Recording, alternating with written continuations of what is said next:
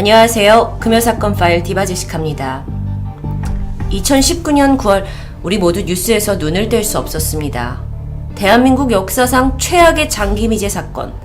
1980년대에 화성시를 발칵 뒤집어 놓은 이 화성 연쇄 살인 사건의 유력한 용의자가 밝혀졌다는 긴급 속보 때문이었는데요. 그동안 이 사건 해결을 위해서 동원된 경찰의 수 연간 200만 명입니다. 그리고 수사 대상자가 2만 명이었고요. 그 중에 유력한 용의자로 몰린 이들만도 3천 명이 넘죠. 그렇게 인적 물적 자원이 엄청나게 투입이 되었는데 무려 33년 동안이나 정체를 숨겨온 전대미문의 살인범 이춘재. 그는 어떻게 꼬리가 잡혔고 또 어떻게 지난 세월 그 수사망을 피할 수 있었던 걸까요? 먼저 여러분 그 화성 연쇄 살인 사건은 저의 금요 사건 파일 영상을 통해서 잘 아시리라 생각이 듭니다.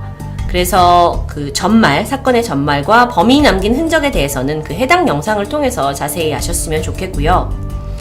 이번에 밝혀진 범인 56세 이춘재는 1986년 군대를 전역한 직후부터 자신의 본적지인 화성 태안읍 일대에 거주하면서 대부분의 사건이 그 지역에서 발생했습니다.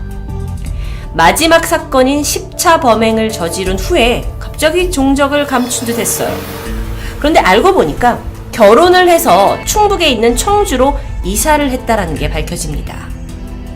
하지만 그는 3년 만에 처제를 살해했고요. 그때부터 무기징역을 선고받아서 부산교도소에서 24년째 수감 중이었죠. 마치 무슨 배고픈 맹수가 먹이를 찾듯이 살인을 계속 일삼던 범인이 갑자기 본능을 멈춘 데에 대한 사실 많은 추정이 있었습니다. 근데 그 이유가 바로 이것이었죠. 그렇게 진범이 밝혀진 지 1년이 조금 넘는 시점입니다.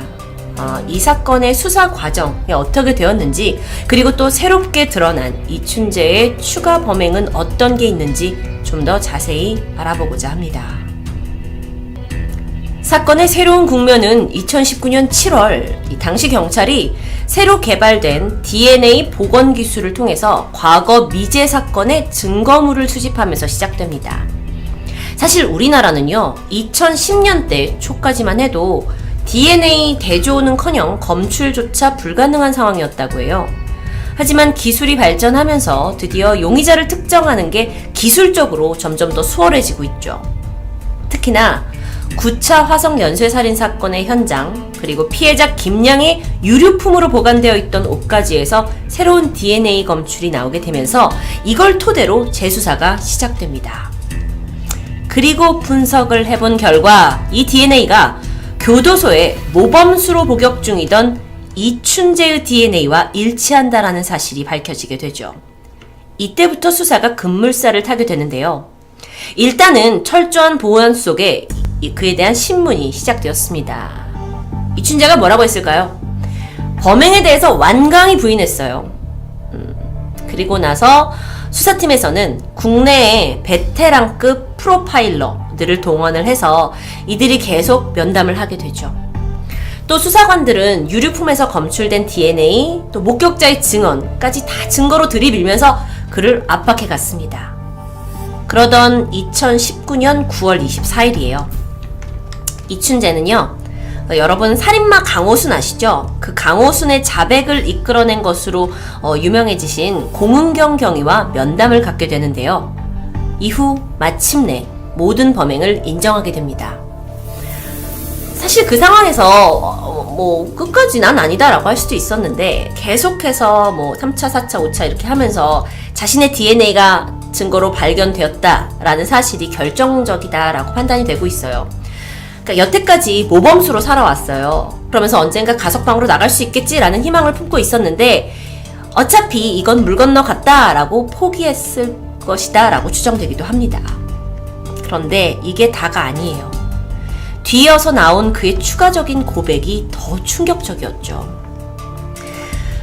공식적으로 집계된 10건의 사건 외에도 자신이 4명의 여성을 더 살해했다고 말한 겁니다. 게다가 한 명을 제외한 다른 피해 여성들은 화성에 거주하는 사람들도 아니었어요. 이제 4건의 사건을 좀 보면 1987년 12월 수원 여고생 살인 사건, 1989년 7월 화성 8살 여자아이 실종 사건, 91년에 청주 여고생 살인 사건, 같은 해에 청주 주부 살인 사건까지 인근 지역에서 벌어진 살인, 실종 사건이 다 이춘재가 저지른 범죄들이었던 거죠. 이쯤 되니까 다시 한번 우리가 왜 끝까지 미제 사건의 범인을 추적하고 잡아야만 하는지 상기시켜주는 부분인 것 같습니다. 근데 여기서 끝이 아니에요. 이춘재는 총 14건의 살인 외에도 무려 34건의 성폭행 또는 강도범행을 저질렀다고 말했죠. 이만 술술 말하는 겁니다. 이 소식이 전해지면서 경찰도 서둘러서 진위 여부를 파악해서 이제 사건의 증거를 검토하게 되는데요. 진짜 까면 깔수록 너무나 잔혹했어요. 지금 여러분이 사진을 통해서 이춘재의 범행일지를 보고 계신데요. 14건의 살인사건 중에 3차, 4차, 5차, 7차, 9차까지 이 5개의 사건의 증거물에서 이춘재의 DNA가 검출됩니다. 그러니까 이건 빼박이에요. 이 사람이 진범이다라는 걸 밝힐 수 있는 명백한 증거죠. 그런데 문제는 DNA가 검출되지 않은 나머지 사건들입니다. 사진에서 보시는 것처럼 8차, 10차 사건은 아예 DNA가 전혀 검출되지 않았어요. 그리고 6차 사건일 경우에는 여기 지금 증거물 없음이라고 써있죠. 이 사건은 폭우로 인해서 현장의 모든 증거물이 씻겨 내려갔습니다. 그러니까 총 14건 중에 9건의 살인사건에 대해서는 증거 확보가 힘든 상황이에요. 그러면 5건만 유죄가 인정된다는 건가요? 물론 그럴 수 있는 상황이었습니다. 그런데 다행히도 이춘재가 자백한 그 사건 현장의 내부 구조, 당시 상황까지 이건 오직 진범이어야만 알 수 있는 자세한 정황들인데 이걸 이제 이야기하기 시작한 거죠. 근데 그게 과거의 수사 기록과 정확히 일치하면서 이춘재의 자백만으로 이 범죄를 진짜 저질렀는지 아닌지를 확인할 수 있게 됩니다. 그 중에 제가 한 예를 좀 말씀드리려고 하는데요. 8차 사건이에요. 이 8차 사건이 참 이슈가 많은데 모방 범죄로 분류되면서 억울한 다른 사람이 범인으로 몰렸고 수감됐어요. 그런데 이춘재가 이 사건 내가 저지른 거다 라고 자백하게 되죠. 그 당시에 피해자를 살해하기 전에 결박하는 과정에서 자기가 사용했던 매듭 형태 그리고 또 어떻게 매듭했는지 이걸 자세하게 묘사했다고 해요. 그리고 그 내용은 경찰 조사와 일치했죠.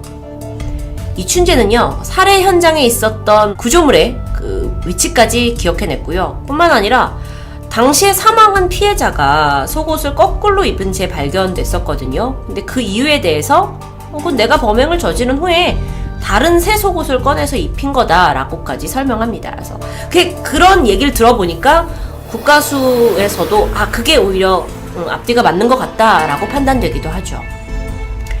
피해자의 목에 남은 흔적 역시 자신이 양말을 손에 끼운 채 범행을 저질렀기 때문이다 라는 이야기로 사실 모든 게 설명될 수 있었습니다. 아니, 지난 33년간 그렇게 찾아내려고 했던 이 살인사건의 퍼즐 조각이 하나씩 맞춰지고 있는 것 같은데요. 그 와중에 생각보다 순순히 자백을 했던 이춘재는 어떤 태도를 보였을까요?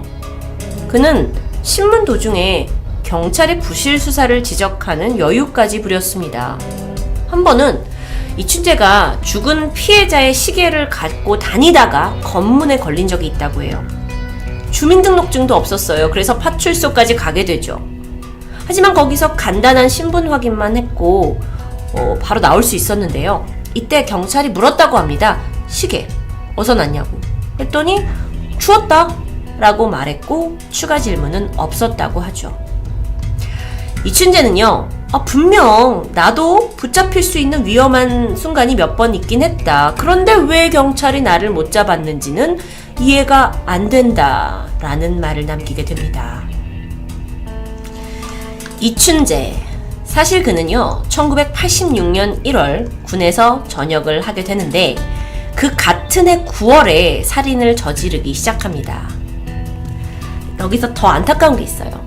첫 번째 살인사건이 일어나기 전에 이미 강간 용의자로 경찰의 수사를 받은 적이 있다는 게 밝혀져요. 근데 그 당시에 조사 후에 바로 풀려나요.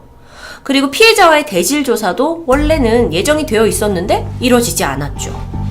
어쩌면 그때 이춘재가 이거 경찰 생각보다 허술한데? 이런 허술한 법망에 대해서 알게 되고 더 대범한 범죄를 저지른 건 아니었을까요? 혹은 그때 만약 그가 이 강간죄로 제대로 처벌을 받았다면 앞으로 있을 더 많은 피해자들을 막을 수 있지 않았을까요? 연쇄 살인 사건의 대대적인 검거 속에서 도대체 어떻게 그가 이 수사망을 빠져나갔냐라고 이유를 살펴보면 여기에서 중요한 게 혈액형과 족적입니다. 이 살인 사건에서 수사 초기부터 범인은 B형이다라고 추정되었어요. 현장에서 발견된 혈흔 그리고 모발, 정액에서 B형이 자주 검출되었기 때문인데요. 물론 이제 10차 사건까지 있으면서 여러 증거품들이 모아졌잖아요. 거기서 다 4가지, 그러니까 A, A, B, O, B 혈액형이 다 검출됐어요. 그런데 그 중에 유독 B형이 많았던 거죠. 그런데 이춘재의 혈액형은 O형입니다. 족적이요.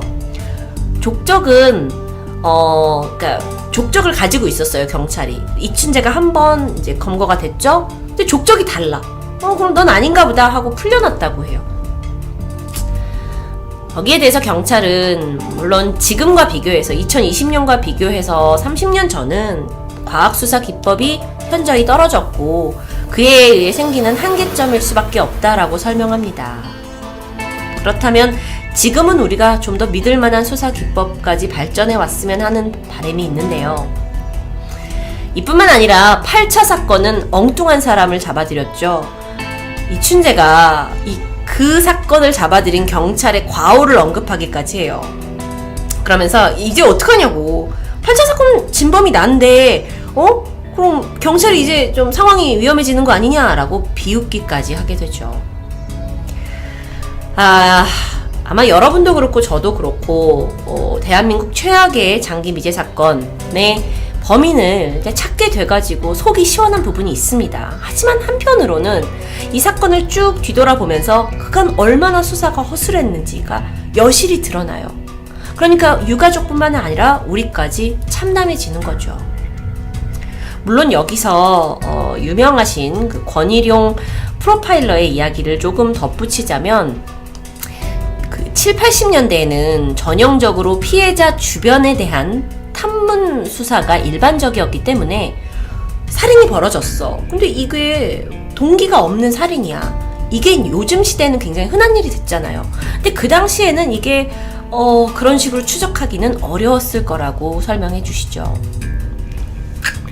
여러분, 이 사건이 이춘재가 검거되고 생각보다 좀 순조롭게 자백을 하긴 했지만 살인 이외에 범행에 대한 수사는 난항을 겪게 됩니다. 사실상 시간도 너무 많이 흘렀고 뚜렷한 증거가 없고 게다가 관련 피해자들이 진술을 꺼려하게 되면서 범행을 입증하기가 더 힘들어졌죠. 그래서 결론이 어떻게 됐냐고요? 이춘재는 화성 연쇄살인 사건 10건과 자신이 추가적으로 자백해서 알려진 살인 4건 그리고 34건의 강도 및 성범죄 사건 중에 단 9건에 대한 혐의만을 인정받게 됩니다. 다시 말해서 나머지 25건의 범행에 대해서는 자기가 말을 했지만 그 혐의에서 벗어나게 된 거죠. 제대로 된 증거가 없으니까요. 그렇게 10개월에 걸친 수사 끝에 지난 2020년 7월 화성 연쇄살인 사건의 이름은 이춘재 연쇄살인 사건으로 바뀌었고요. 공식 수사 발표가 있었죠. 그런데 이때 여론이 한 번 더 험해질 수밖에 없었습니다. 아니 자백도 받았고 그래 혐의 다는 아니지만 9개 혐의 인정됐잖아요. 거기에 살인도 있잖아요. 하지만 2006년 4월 2일부로 그가 저지른 모든 범죄의 공소시효가 만료되었습니다. 그래서 우린 이 살인마에게 법적으로 아무런 혐의를 물을 수 없게 됩니다. 1986년부터 그가 살해한 피해자들 살펴보면 유치원생, 중학생, 주부, 60대 노인 여성까지 나이를 가리지 않고 무려 10명, 14명에 달하는 여성들을 살해했어요. 하지만 법적으로 죗값을 물을 수 없죠. 더군다나 이춘재는 이미 처제를 살해한 혐의로 무기징역을 받고 복역 중입니다. 20년이 지나면 가석방을 신청할 수도 있다고 해요. 물론 이 방법으로 이춘재가 풀려날 가능성은 매우 낮습니다. 왜냐면 비난 여론이 너무 거세고 이미 14건의 연쇄 살인마라는 게 확인이 된 이상 재범의 위험성도 상당히 크기 때문이죠. 그렇다면 궁금해지는 게 있습니다. 아니, 왜 그토록 잔혹하게 살인을 해야 했던 걸까요? 범죄 동기가 뭐냐라고 묻는 질문에 이춘재는 상당히 심드렁한 태도를 보였습니다. 그 흔한 핑계마저 대지 않는 듯 했어요. 그나마 수사 초기에는 좀 피해자들한테 미안한 감정을 보이기도 했지만 시간이 갈수록 이 범죄의 원인이 피해자한테 있는 거다! 라고 전가하기도 했죠. 결국 수차례에 걸친 면담이 이루어졌고 그 결과 전문가들이 분석한 범행 동기는 바로 변태적 성욕으로 결론이 납니다. 이춘재가요, 원래 내성적인 성격이라고 해요. 게다가 굉장히 가부장적인 가정에서 자라게 되는데, 소위 얘기하는 주도적인 삶을 살지 못하다가 군대에 가서 처음으로 자기가 탱크를 몰고 가는데 뒤에서 따라오는 탱크를 보면서 희열을 느꼈다고 말해요. 그래서 굉장히 상담을 할 때요, 자신의 군대 생활에 대해서 이야기할 때는 좀 신이 나 있는 것 같은 느낌이 들었다고 합니다. 그리고 나서 군대를 전역했죠? 근데 이제 몇 달간 단조롭고 좀 심심한 생활이 계속되는 거예요. 거기에 스트레스가 쌓였고 욕구불만 상태가 되는데 어쩌면 잃어버린 자신의 주도권을 표출하기 위해서 이런 식의 범죄를 저지른 것으로 분석됩니다. 이렇게 2020년 공식 발표가 있기까지 총 34년 만에 이뤄진 진실 규명이 조금은 허망하게 마무리되는 것 같은데요. 모든 사건의 공소시효가 만료되어서 처벌은 불가능하고 그냥 경찰이 얼마나 부실 수사가 했는지 여실히 드러나 버렸습니다. 이 부실 수사에 대해서 조금 더 이야기를 하고 싶은데 1988년에 화성 태안읍 자택에서 13살 여아가 살해된 채 발견된 사건이 바로 8차 사건입니다. 이 현장에서 채모가 발견이 돼요. 그래서 이 채모를 분석해서 용의자를 특정 짓는데 그게 누구냐? 인근 농기구 공장에서 근무하던 당시 22살의 윤 씨입니다. 이 사진은 이춘재고요. 윤 씨예요. 윤 씨가 범인이네 하고 지목돼서 체포가 됐어요. 사실 검거할 당시에도 이게 이춘재가 한 건이 아니냐, 이거 모방범죄다 아니다, 진범이 맞냐 하고 논란이 시끄러웠다고 해요. 하지만 결국 경찰은 윤 씨의 자백을 받아냈고 그가 징역형을 받고 20년을 복역했고 지난 2009년에서야 가석방됐죠. 근데 작년 2019년에 이춘재가 이거 저예요, 진범, 이런 걸 밝혀지면서 윤 씨가 그동안 그럼 얼마나 억울했겠어요. 그의 이야기가 재조명됩니다. 잃어버린 20년. 그는 감옥에서 나온 이후에도 여전히 원통함 속에서 살고 있었어요. 그리고 현재는 이 사건의 재심을 청구해서 진행 중이죠. 근데 이게 다가 아닙니다. 1989년 7월 7일이에요. 화성 태안읍에서 8살 김양이 학교를 마치고 집으로 돌아오던 중에 실종됩니다. 가족들이 애타게 아이를 찾았지만 미처 돌아오지 못했는데요. 이걸 단순 실종 사건으로 분류하고 있었는데 알고 보니 8살 김양 역시 이춘재에 의해 살해된 피해자라는 게 자백으로 밝혀집니다. 그런데 추가 조사를 하던 중에 사실 30년 전에 이 사건을 담당하던 경찰 2명이 김양의 유골을 일부 발견했다라는 것도 밝혀져요. 유골을 발견했다고? 그럼 실종 사건이 아니잖아요. 근데 유골을 발견했어. 근데 그걸 은폐했다라는 게 이번에 드러나게 됐어요. 그러니까 부모 입장은 30년 동안 딸이 살해된 게 아니라 실종된 거다라고 생각했고 언젠가 집에 돌아올 거라고 믿었는데 이제서야 알게 된 거죠. 김양 아버지의 그 분노와 원통함은 우리가 다 헤아릴 수 없을 것 같은데요. 그는 인터뷰에서 이렇게 얘기를 하셨습니다. 죽인 놈도 나쁜 놈이다. 그런데 숨긴 놈도 나쁜 놈이다 라고 하시면서 도대체 왜 알고 있으면서 이걸 감췄는지 묻고 싶다 라고 울부짖으셨습니다. 이 유가족들은 경찰의 증거인멸로 인해서 진상규명이 제대로 안 됐다 라는 점을 들어서 국가를 상대로 손해배상 청구 소송을 제기한 상태고요. 한편 아까 제가 말씀드린 2명의 경찰, 이 사건을 은폐했던 이 경찰들은 이제라도 처벌을 받아야 하는 게 마땅하죠. 하지만 사건의 공소시효가 만료되어서 형사적인 책임을 물을 수 없다고 전해집니다.